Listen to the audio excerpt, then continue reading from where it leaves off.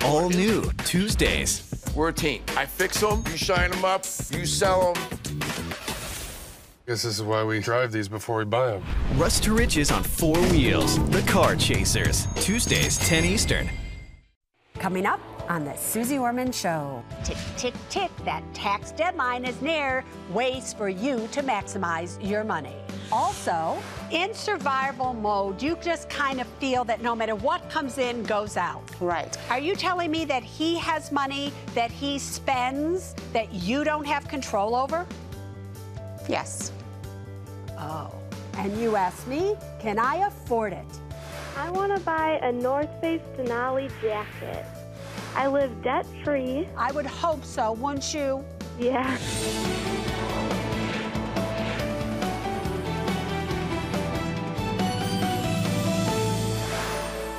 Hi, everybody. I'm Suze Orman, and you are watching the Suze Orman Show. 2 days. We are 2 days away from the day that your taxes are due, and I know what you're all doing right now. You are scrambling. You are doing everything you can to make sure that you file on time and that you're funding your retirement accounts and that you're doing what you can do to maximize your money. So with that said, I just want to make sure, because in this year, 2013, there have been some changes to retirement accounts in terms of how much you can actually contribute. And I just want to make sure that you're putting the maximum in there. So in the long run, you really do maximize your money. Let's first talk about that you have 2 days left to fund, whether it's a traditional IRA or a Roth IRA. You have 2 days left to fund your Roth IRA for a last year, 2012 contribution. So if you put the money in now, you can count it towards 2012 and still put more money in for 2013. So let's talk about the maximums that I would like to see you put into your Roth or traditional IRA. For 2012, if you're under 50, the maximum is $5,000. If you're 50 or older, the maximum is $6,000. For 2013, those maximums have actually increased. In 2013, the maximum you can put into a traditional or Roth IRA, if you're under 50, is $5,500. Or if you're 50 or older, it's $6,500. Take advantage of the maximums. Now, you should also know in 2013, the maximums for your 401k plans have also changed. If you're under 50, the maximum is $17,500. If you're 50 or older, the maximum is $23,000. You should also know that when it comes to maxing out a retirement account or a 401k plan, which 401k plan should you be using? Now, new to the tax law of 2013, you can, even while you're still employed, convert the money that you have in a 401k plan to a Roth 401k if the company that you're working for has a Roth 401k. Should you do that or should you not?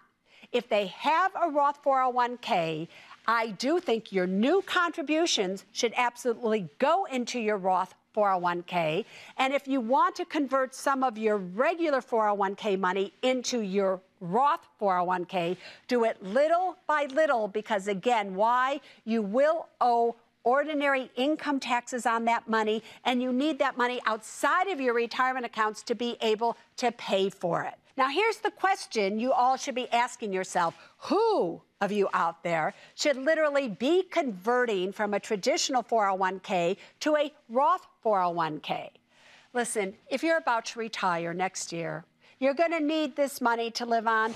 Don't pay the taxes now to convert in most cases. If you're young and you have years and years for this money to compound literally tax-free, which it will in a Roth 401k, that is who should be taking advantage of it. Those are just a few of the things that you need to know about retirement accounts so you can do what? Maximize your retirement money. Let's go to Kim in Connecticut. What's on your mind tonight? Hi, Susie. How are you? Fabulous. Thank you. Good. I owe a credit card company $1,455. To be And exact. Yeah, to be exact. It's probably more than that now because I haven't paid it in the last month. But it went into collections because I was out of work last year. And now I have a full-time job, and I'm ready to pay it. They offered me a settlement of half of it if I pay it half of it in full. But then they said something about reporting it to the IRS. So I want to know what that means, and is it worth it? Yeah, so here's the thing. Are you better off paying $1,455, exactly what you owe? Even if you do so, it will not help your credit score. Got that? It's already done its damage, so paying it to help your credit score isn't going to work. But you pay it because you owe it. So if you do not pay all of it, let's say you pay $700 of it, they then have forgiven a debt that you owe. Of $755. That $755 will be reported to the IRS, and you will owe income tax on that. I still think that's a better way to go. Brenda, coming to us from California. Where in California do you live? I'm in Sacramento. Sacramento. All right, what do you need to know? Susie, thanks for taking my call. I watch your show every Saturday, and since I've been following you, I've been able to pay my credit card debt down to zero. I still have the cards open because I'm not sure if closing them will negatively affect my credit score. And I do have a history of 5 years with one of the cards. But however, having the cards open is costing me. Much to my surprise, they're charging me a $10 per month maintenance fee. On all of them? On 2 cards? Those are being... 2 cards. You're closing those, girlfriend. Those are gone. just and they're them. also charging me a $100 a year annual fee. Girlfriend, no, listen, I don't even have to go farther with this. You are closing them down faster than a New York minute. I love that saying, because in New York, everything goes faster. So do you know there's only 30 seconds in a New York minute? Just joking with you. But just close them down. Now, you don't really have to worry, because listen closely. Credit history, how long your credit has been open, only accounts for 10% of your FICO score, your credit score. Who cares? I'd rather have the $220 or whatever it's costing you per year to have these things. I'd rather have that in the bank. Really? Close them down. Let's go to California. Natalie, what's on your mind tonight? Well, it's so exciting to talk to you, but here's my problem. I'm 28 years old, and I've always had a lot of fear and anxiety about money, and because of that, I just like to save. And I'm more excited about saving than doing anything in the world. So I have a lot of money in savings, but I don't really do anything productive with it. I don't know where to put it. I've been married for just a little over a year and a half. We're both teachers. We're not making millions. He spends, I save. We keep our accounts separate, and we only combine for one account where we pay bills from. And I think of all my accounts as mine, and I don't focus on joint savings or anything like that. I want us to have long-term financial stability. I want to buy a home in a couple years, and I don't want to be an old grumpy teacher who's forced to work and not retire. So I don't know what to do. You know what I find fascinating about this call, my dear Natalie, is you know that you said I want to do this, I want to do that. So even though you are a we, you do not consider yourself a we, you consider yourself an I. That's already showing signs of trouble in a relationship that is just a year and a half old, don't you think? Yes. Yes, all right. Can I just ask you again a simple question? If you could turn back the hands of time a year and a half ago, do you wish you never had said I do? Oh, no, absolutely. I'm very happy. I have to shift my mind frame into having joint goals instead of independent goals. Do all of you listening right now out there believe our dear Natalie? Maybe yes, maybe no. All right, you can think that way for now, but here's the thing. How much do you have in your savings account? $14,000. All right, great. And how much, do you know how much your monthly expenses are jointly? Yes, they're just over $2,000, $2,200. All right, so you really need $16,000 in an emergency fund in case something were to happen. So first of all, if this is money that was your money that you saved prior to marriage, because California is a community property state. So that means that he has 50% of everything that you've made since the day you were married. You should make sure that at least that amount of money that you entered the marriage with is held in your individual name, and you never put his name on it. So that money I would keep in a separate savings account just for you. The rest of it is going to be half his regardless of what happens here. You do know that, right? Right. Are you sure you know that? Yes, we know in California. All right, there you go. So right now, just keep it there. After you have that, look into opening Roth IRAs in your individual name, fund it up to $5,500, save for 20% down on a piece of property. Do those 3 things, and you're on your way. But the thing that concerns me most is this I versus we versus I. Are you sure you're happy? It just seems like we're making all this money, but there's nothing to show for it. Are you telling me that he has money that he spends that you don't have control over? Yes. Oh. And later, can I afford it? Call back. Herb was on the show 8 months ago. He wanted to go to baseball fantasy camp. At one of the games we played in the Twin Stadium, we had an announcer, and when it was my turn to bat, he announced, "Now batting, the star of the Suze Orman show, Herb Brunel."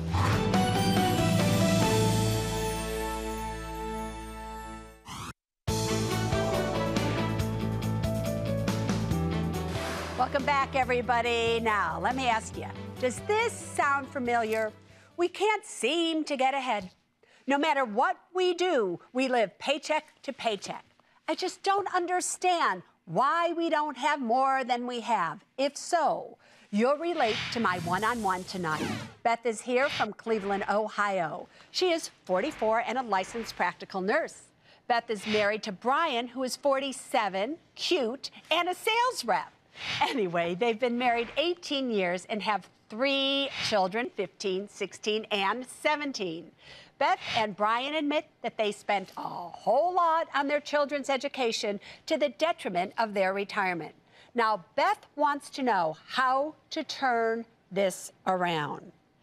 Beth, how are you, Beth? Hi, Susie. I'm fine. How are you? Good. So what is it exactly that you want to turn around? Why exactly did you want to come on the Suze Orman Show? Well, I just wanted to say that we're spending all of our money on our kids. Nothing seems to be left over, and we're just trying to find our way, but it just seems like we're making all this money, but there's nothing to show for it. We don't live in a big, extravagant house or drive extravagant cars or go on vacations or anything like that. It's just we're in survival mode all the time, it seems like. All right, and in survival mode, you just kind of feel that no matter what comes in, goes out. Right, correct. Now, I've been doing this show for a very, very long time. And I look at your finances, and I don't see them in the same way that you see them, believe it or not. While it is true that you're 44 and 47, while it is true that you only have approximately $52,000 in a retirement account, only $13,000 in emergency funds, you have about $60,000 of equity in your home. Correct. The truth of the matter is, unlike most of the people who come on the show, you have no car loan debt, credit card debt, student loan debt, consumer debt of any kind. You don't owe anybody anything. Correct. So rather than looking at this glass half empty, you need to start looking at your life as half full, because at least you're starting, Beth, on solid foundation. It's not like you have to dig yourself out of this hole that you've gotten yourself in. You're already on level ground because you don't have any debt. What is making an intelligent woman like you continue to spend money on her children when she knows there's no money to be spent on her children? Why does that happen? Any thoughts before I go on? I'm just not sure. Like I said, I feel like we live as an as-need basis. When my children need something, I go get it. It's not that often. It's not like I'm going shopping every week for a new outfit, but it's as an as-needed basis. And like I have 3 kids all in high school, and there's a lot of needs. There's a lot of needs, and there's a lot of wants that I am sure during the holiday season, birthday seasons, things like that, that get fulfilled as well. Now, Beth, tell everybody how much Brian is involved in your day-to-day finances. He's not. Tell everybody how many years you've been begging him to be so. 18. 18. And what is his excuse as to why he doesn't want to have anything to do with it? He doesn't care. That's all on you, Mama Bear. Why is he saying that's okay? He doesn't like to give up his money. He doesn't like to give up his money. Are you telling me that he has money that he spends that you don't have control over? Yes. Oh, that's the problem here. You have been in total control of the money. Correct. You have been as responsible as you can possibly be. You, however, have a husband, in your opinion, that is acting like your son versus your husband when it comes to money, correct? Correct. What is he doing with his money? Oh, he uses his expense money for traveling and that kind of stuff. And what else? Does he buy food with it? Does he go out? Yes. Does he buy new clothes? Does he buy electronic gadgets? Does he do a lot of fantasy football? No. Right. No, but he does. He goes out a lot and spends money on food and things. And how much are we talking about? $1,000 a month? $2,000 a month? About $600 a month. All right, but $600 a month is still enough that would be funding money in retirement accounts. So it's the $600 that's bothering you. Correct. So the real problem here has nothing to do with money. Do you understand that, Beth? You know, before we went on the air tonight, everybody, I talked a little bit to Beth to make sure she was okay. And I said to her, you know, this isn't a financial problem we're dealing with. She was kind of like wide-eyed as I saw her in her prompter, you know, my prompter, and like, really? Are you getting an idea why this isn't a financial problem? Yes. This is a relationship problem with your husband. No amount of money. Oh, you're sighing there. You're sighing there. Because you know what I'm saying is true. You know, when somebody comes on and they sigh, that is a signal to me and all of you watching that the truth was just spoken. So, Beth, here's what I'm asking you to do for yourself. For yourself and for your children as well. Because you don't want your kids growing up and getting in a relationship like you're in. And I am sure that you want to save this relationship, that you want it to continue on, or at least you want to give it your best effort. So here is your action plan. Okay. You're going to take him and sit him down in front of the television, and the two of you are going to watch this together. I'm not even so sure it's a bad idea for your entire family to not watch this together. I think that the kids are old enough that they should see what their mother is going through, because on some level, they can feel it. And as they get older, they're going to be spending more money and making more demands and wanting to take the car out and wanting to do this. So after you have both or all 5 of you have watched it together, let's have Brian come on with you and let's see what we can do together. That sounds great. All right, so Brian, come on. We love you, big boy. Beth, take care of yourself. We're always here for you. Thank you very much. All right, bye-bye. Bye. Up next, you can't afford to miss. Can I afford it? We want a new driveway. You want. You said you want. You did not say I need. You said I want. Also, I want to buy a Google Nexus 7, but it's not for me. It really isn't for me. It's for my 40-year-old grandmother who lives 1,300 miles away. If I approve you for this, you're not going to give your granny your old one and keep this one, are you? No. No way.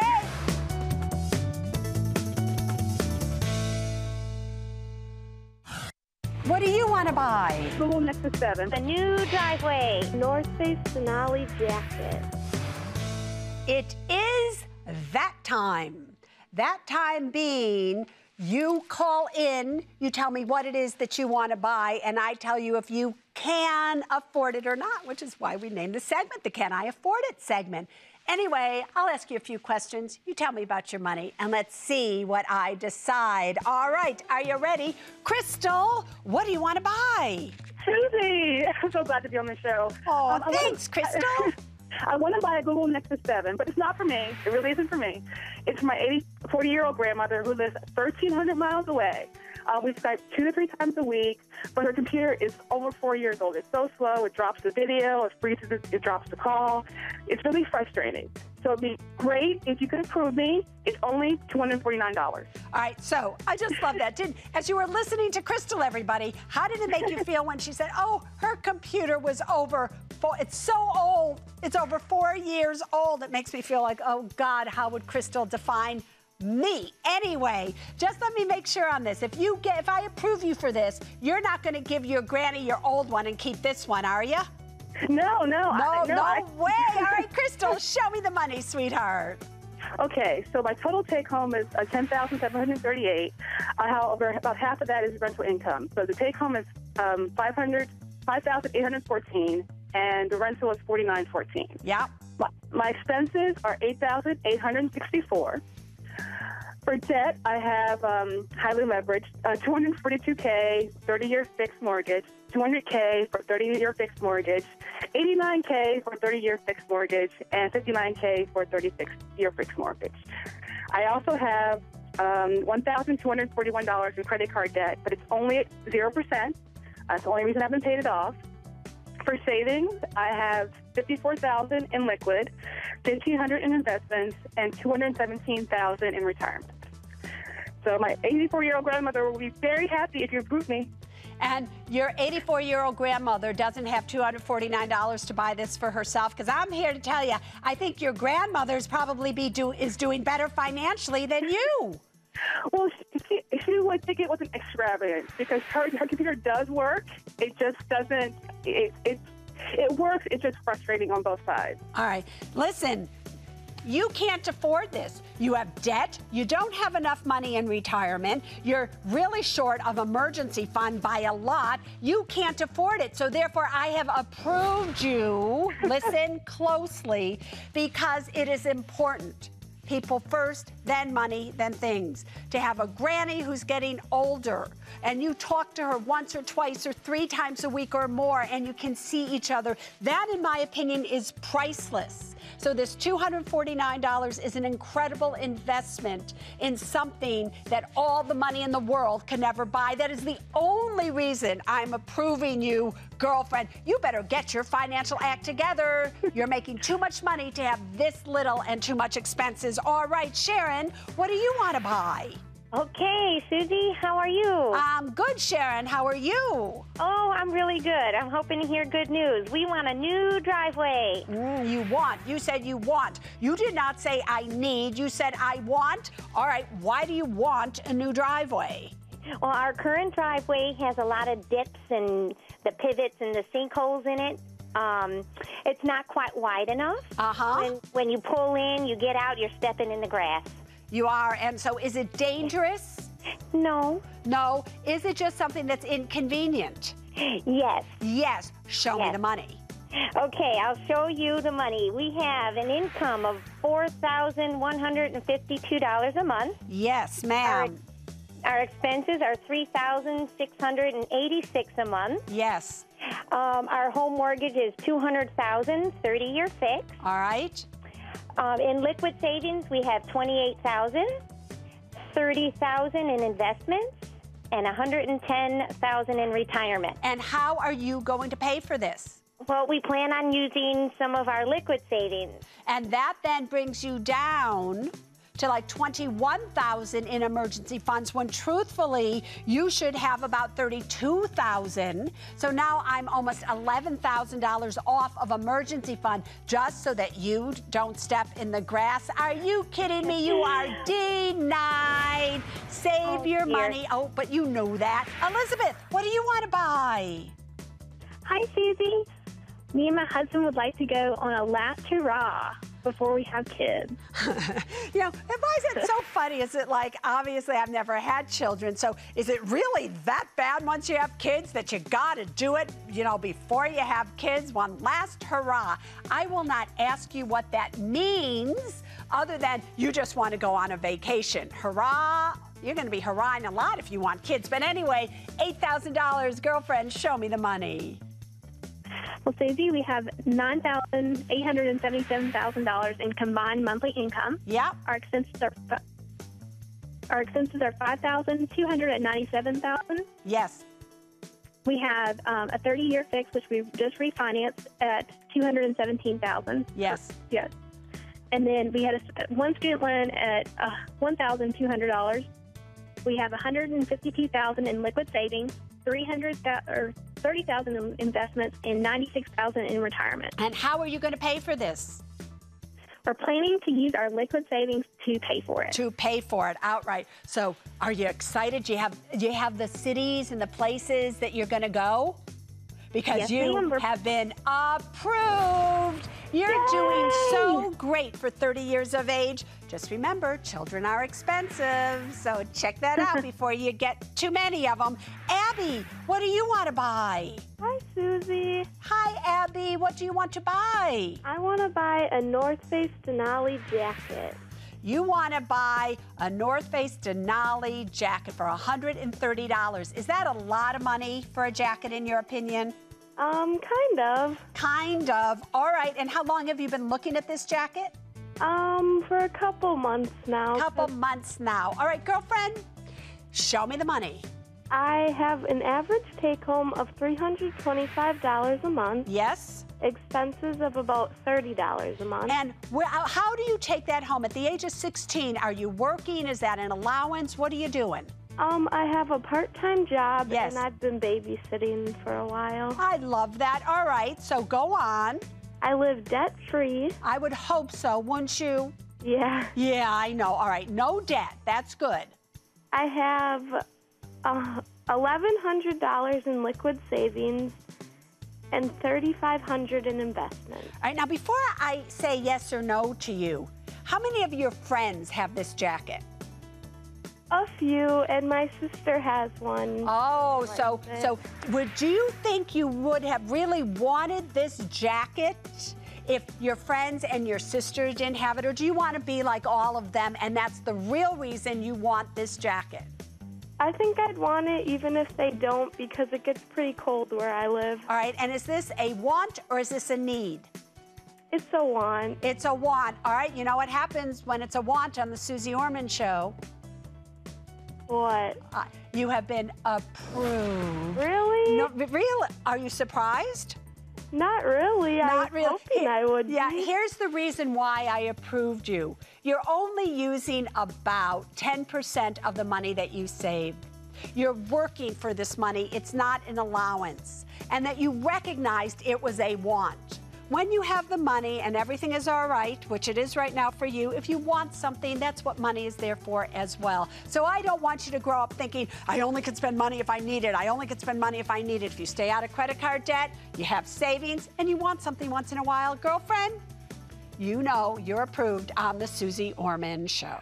Time for a Can I Afford It callback. I love this time. Listen, this is where someone I approved or denied in the past calls back to tell us what happened after the show.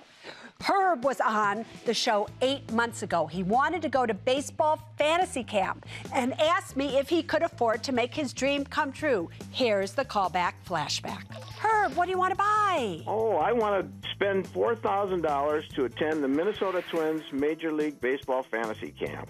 How long have you wanted to do this? Oh, for many, many years. How many is many? At least 10 years. Is it really worth it to have a fantasy for $4,000 when the truth of the matter is we might have a financial nightmare because we don't have that much in retirement, we don't have whatever. So it breaks my heart to hit this one out of the ballpark for you, but you have been approved. Herb, you go have a great time, and I love that you want to have a fantasy at the age of 74. Herb, are you on the phone there, boyfriend?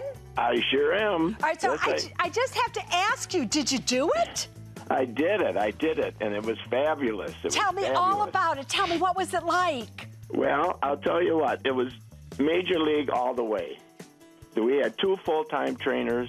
We had access to a massage therapist. I was on a team called the Warriors, Go Warriors, and we won the championship. I wanted to, first of all, thank you for approving me because it made the spending the money so much easier. My wife never thought that I would be approved. And calling the show enhanced the whole experience because I became known in camp as the Suze guy. Well, and at one of the games we played in the Twin Stadium, we had an announcer, and when it was my turn to bat, he announced, "Now batting, the star of the Suze Orman show, Herb Brunel." I only wish I could have been there to see it myself, boyfriend. I wish you could have been there, too. All right, so stay in touch and know we love you. Okay, thank you very much. All right, everybody want to be part of the Can I Afford It segment? Your dreams can come true, too. Please go to my website, SuzeOrman.com, and you'll find all the information that you need to know there to hit it out of the ballpark with me right here. Next, I tackle trending topics in Ask Suze. Did you get that for a degree that you're currently using, or are you now just not even using that degree at all? I'm using it. Thank God, because otherwise, bam, we would have had a Suze Smackdown here.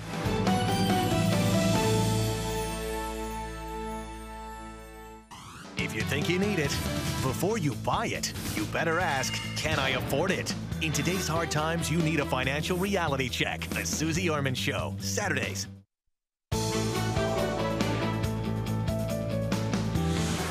Welcome back, everybody. We have Financial Literacy Month this month, and we are in the control room at CNBC headquarters. So many ways for you to get financially literate. Just watch me here. Come to me here, and here's how you do it. Take a look at your screen. You can send in an email, join me on Facebook, or send in a tweet, and if you put hashtag Ask Suze, comes right here. If we choose it, we'll answer it on the air. All right, let's see what's trending right now.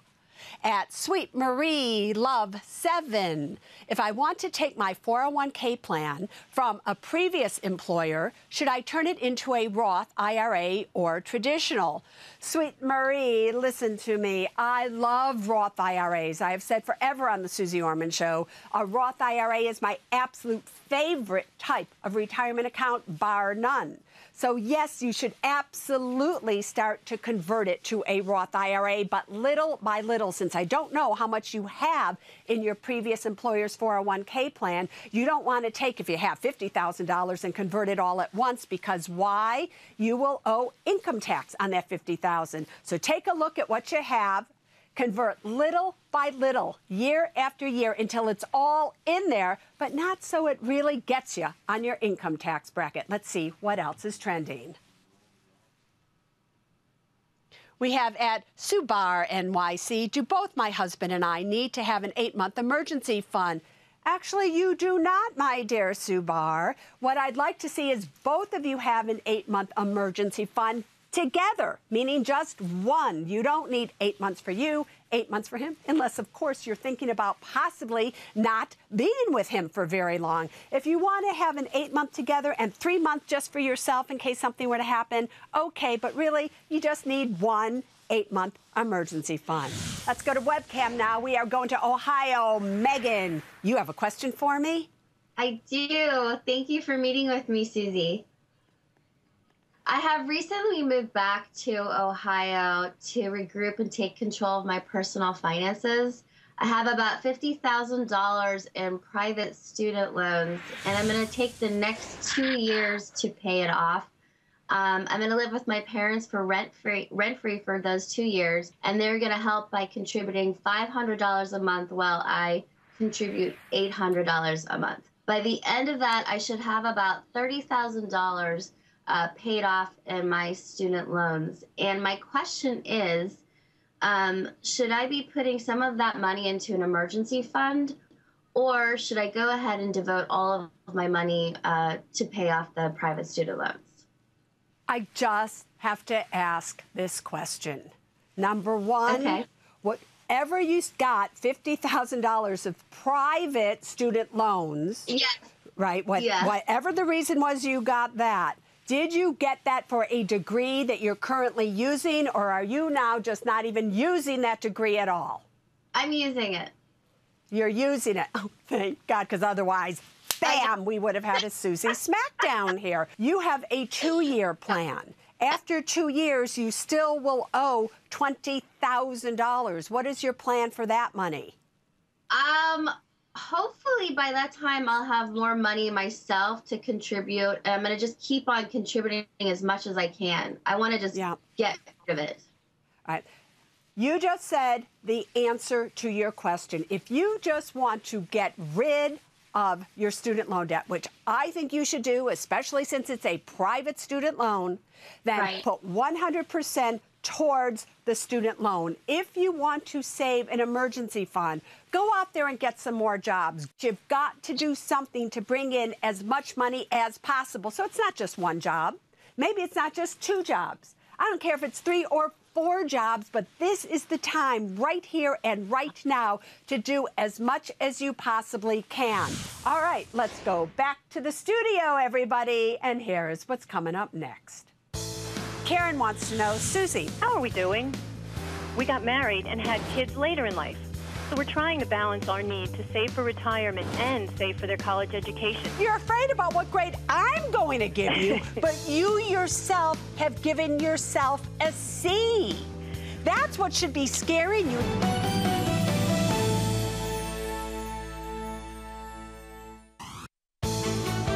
Welcome back to the Suze Orman Show. Hi, Susie. I'm 51 and my husband is 49. We have 2 boys, ages 7 and 10.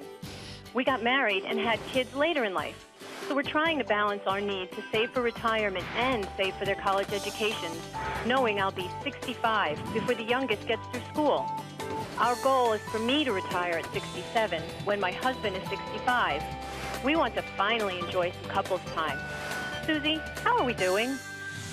Oh, Karen, welcome to the Suze Orman Show. How are you tonight? Hi, Susie. I'm excited and nervous. Why are you nervous? Well, I'm used to being an A student as a child, and I don't know if I'm going to get an A tonight. Well, let's just put it this way. If you were going to grade yourself, what grade would you give yourself?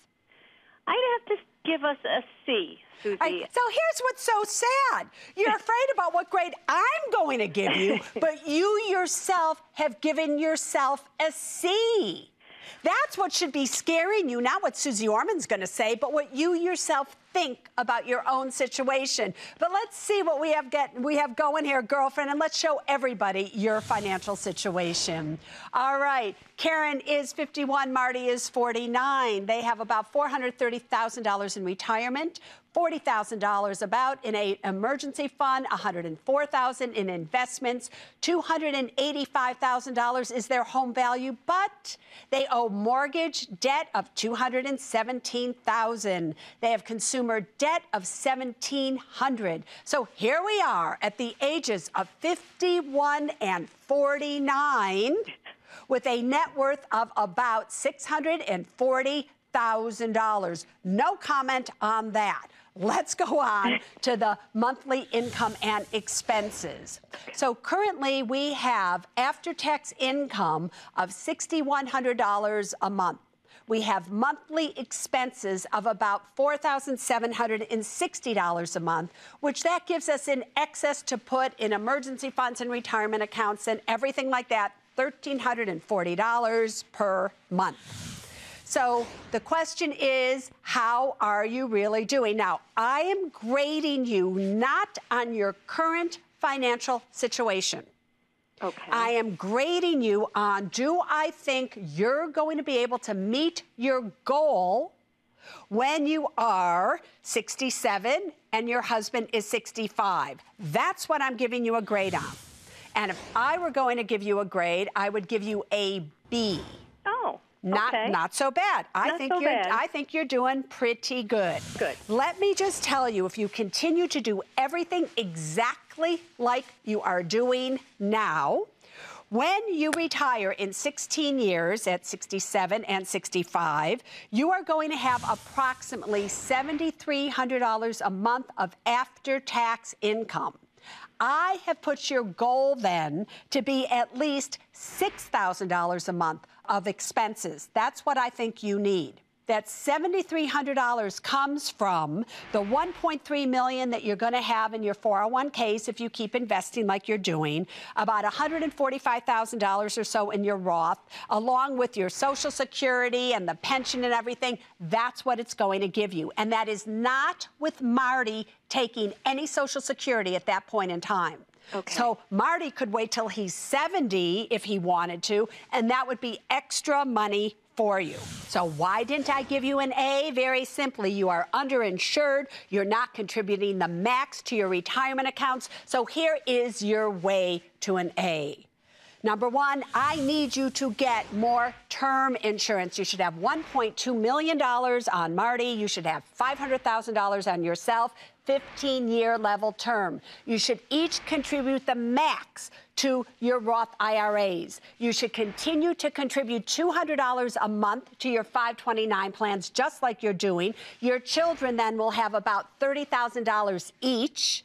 When they go to school, they'll have to make it on that. I want you to look into long-term care insurance, and I want you to do that now.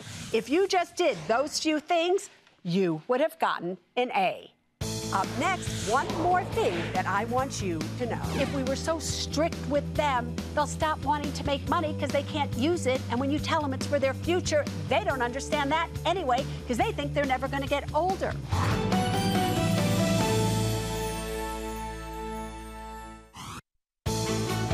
Welcome back to the Suze Orman Show.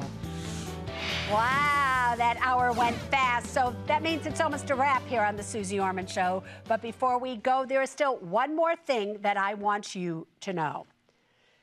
You know, every Saturday night when I do this show, it seems like something really strikes me that I find so fascinating that I want you to actually pay attention to.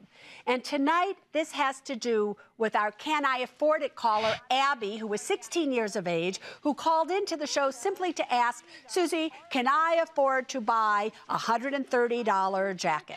Now, Abby was making money. Abby had money in her savings account. And when I approved her, she was a little bit shocked. Now, here's why I find that fascinating. I want to use that as an example to all of you that kids really know about money, especially kids who are watching the Suze Orman Show. I can't believe how many children are out there and they're learning about money the right way simply by on Saturday night listening to the mistakes adults are making, learning from other kids that are calling in, and they're literally being financially educated right before your very eyes right here on this show.